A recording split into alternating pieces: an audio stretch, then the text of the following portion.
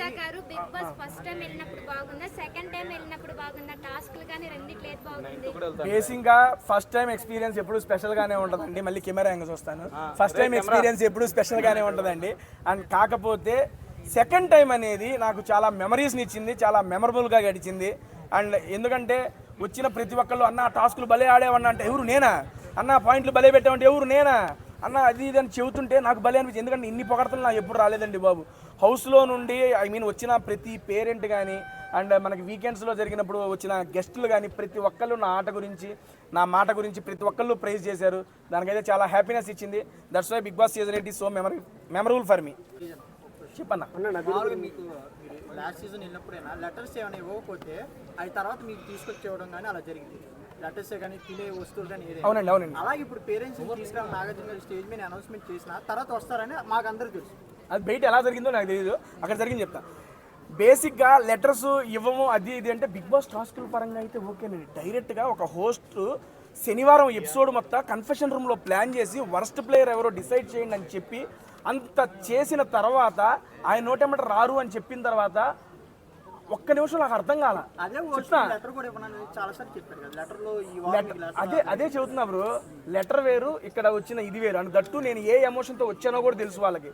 And worst ఇక్కడ ఇప్పుడు ఇద్దరు నిలబెట్టి లాస్ట్ టైం బడ్డీ స్టార్స్ జరిగింది. లెటర్ అన్నావు కాబట్టి చెప్తున్నా. నేను ఎవరు ఇద్దరు నుంచున్నాం, మా ఇద్దరులో ఎవరికో ఒకరికి ఏమండి ఓకే మనోడు ఇంకా చూస్తున్నా ఓకే క్వశ్చన్ అడిగాడు అని చెప్పి ఎవరు నేను లెటర్ టాస్క్ అది బిగ్ బాస్ పెట్టిన టాస్క్.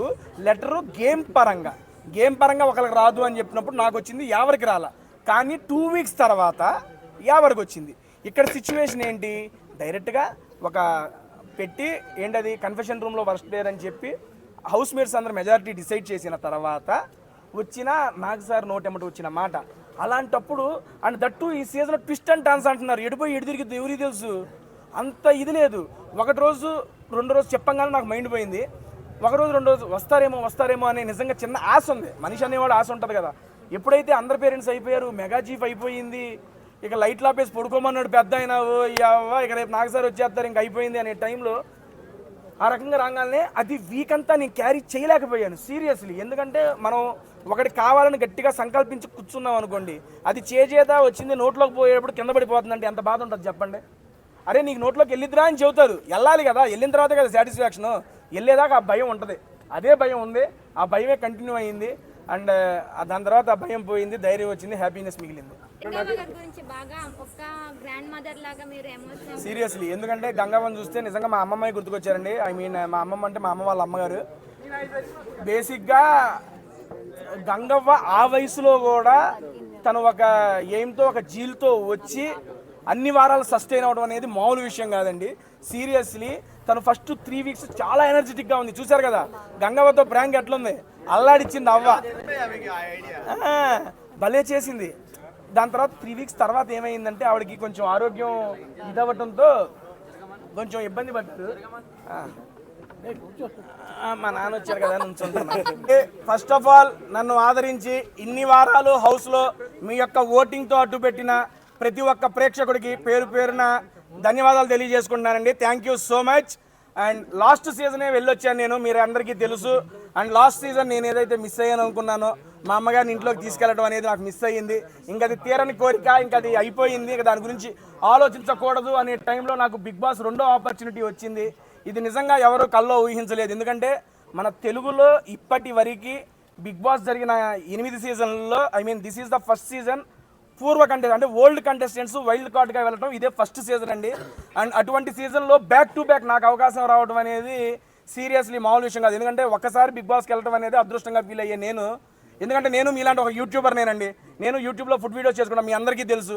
అలాంటి ఒక యూట్యూబర్ని యూట్యూబ్లో బిగ్ బాస్ లాంటి ఒక గేమ్ షో గుర్తించి పిలవటం అనేది నాకు చాలా ఫస్ట్ టైమే ఆనందాన్ని ఇచ్చింది.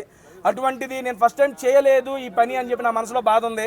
అటువంటి టైంలో 2వ కూడా అవకాశం వచ్చినందుకు మరీ ఆనందంగా ఉంది. ఈసారి అది ఫుల్ఫిల్ చేసుకోవాలని దృఢ సంకల్పంతో లోపలికి వెళ్ళాను.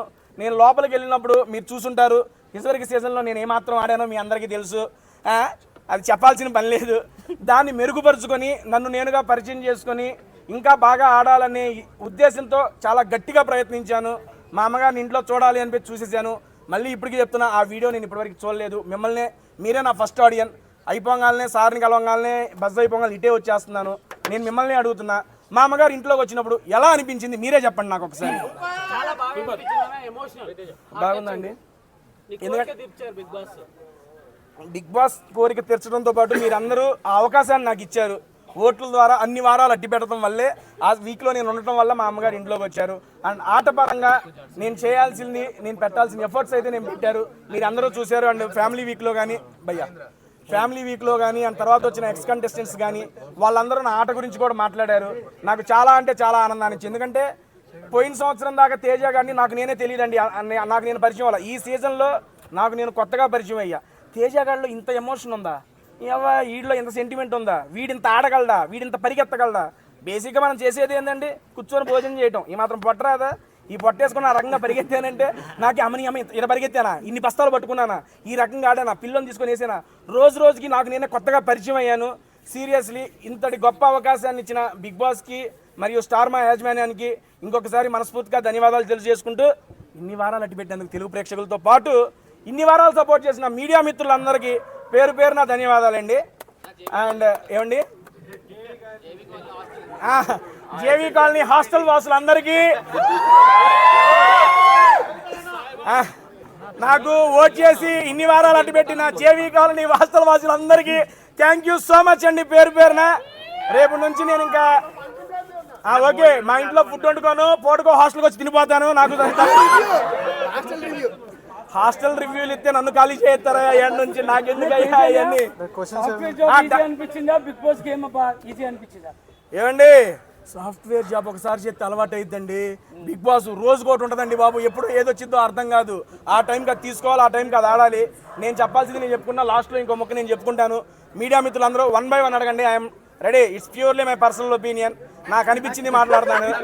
అండ్ మాట్లాడే ముందు ఒక మాట, ఇక్కడికి వచ్చినారు మా నవీన్ అన్న. First of all thank you so much. మీ అందరికీ తెలుసు నేను జబర్దస్త్ నుండే నా జర్నీ అనేది స్టార్ట్ చేశాను. అండ్ దాంట్లో అభి అన్న నాకు ఒక మంచి అవకాశాన్ని ఇచ్చి ఆయన టీంలో ఆల్మోస్ట్ నేను 6 సంవత్సరాలు చేశా. 200 స్కిట్లు పైగా చేశాను.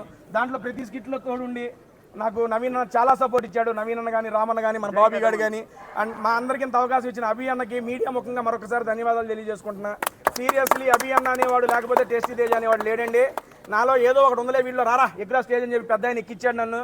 అది ఎప్పటికీ నేను గుర్తుపెట్టుకుంటాను. మరొకసారి మీడియా ముఖంగా అభి అన్నకి ప్రత్యేక కృతజ్ఞతలు తెలియజేసుకుంటున్నాను. అన్న అభి అన్న love you so much, thank you అన్న, thank you so much. And media ముందు ఇదే ఫస్ట్ టైం నేను ఇంటరాక్ట్ అవ్వడం కాబట్టి నవీన్ అన్న కూడా ఇక్కడే ఉన్నాడు. నేను నా ఆట గురించి నాకు తెలుసుకోవాలనుంది. మీరు అడిగే ముందు 2 క్వశ్చన్లు అన్న అడుగుతాను. నేను అడుగుతా, అన్న ఆట ఎలా అనిపించింది? తేజ నువ్వు ఇంత బాగా ఆడుతావు. నేను అసలు ఫస్ట్ సీజన్ చూసినప్పుడు తింటున్నావు. ఈ సీజన్లో ఆట ఆడినవరా, మామూలు ఆట కాదు. 21 నేను అనుకున్నా ఫైనల్ దాకా ఉంటావు అనుకున్నా. God promise. ఈరోజు సాయంత్రం ఇట్లా నువ్వు వచ్చినావు అని తెలియదు, నేను షాక్ అయిపోయాను ఫస్ట్. కానీ మాత్రం నువ్వు నీ బాడీలో ఇంత స్ట్రెంత్ ఉందని ఫస్ట్ టైం తెలిసిందిరా. నాకు తెలియదు అన్న, లోపలికి వెళ్ళి నాకు ఎంత ఉంది. ఈ లోపల ఒక సల్మాన్ ఖాన్ ఉన్నాడు రా. వదిలే. Great great. తేజ చాలా బాగా ఆడాడు. నేను అన్ని చూసాను, అన్ని ఎపిసోడ్లు చూసాను. మాకు ఏం బాగా నచ్చింది మీకు? నీది ఏడుపు బాగా నచ్చలేదు కానీ, చూడలేదా? ఏడుపు నచ్చలేదు కానీ మిగతా అన్ని బాగా నచ్చినారు. నువ్వు టాస్క్లు ఆడేవరా చాలా గట్టిగా ఈసారి. అండ్ నీళ్ళ పడి కూడా చాలా కష్టపడ్డావు. ఏదో ఆడేవాడు అక్కడ. అరే ఓకే మా బాబీ గారు, Bobby thank you so much. First నుంచి నాకు సపోర్ట్ గా ఉన్నాడు మా బాబీ. బాబీ నీకు ఎలా అనిపించింది ఒక మాటలో చెప్పారా? మళ్ళీ వాళ్ళందరూ లేట్ అయిపోతుంది. ఇక్కడ ఉన్నాయి మైకులు. బస్తాలు మోసినప్పుడు వీడి కష్టం తెలిసిందండి. రెండోసారి నీకు కావాలా? రెండోసారి వెళ్ళినప్పుడు, ఫస్ట్ టైం వెళ్ళినప్పుడు వాళ్ళ అమ్మగారిని లోపల తీసుకెళ్దాం అనుకున్నది, అది ఎంత మిస్ అయ్యాడు. దానికంటే డబుల్ బూస్టింగ్తో తీసుకెళ్ళాడు. నీ లైఫ్లో ఇది మెమరబుల్ రా తేజ. All the best. చెప్పాక సీజన్ 7 అనేది నాకు స్పెషల్, సీజన్ 8 అనేది నాకు మెమరబుల్ అండి.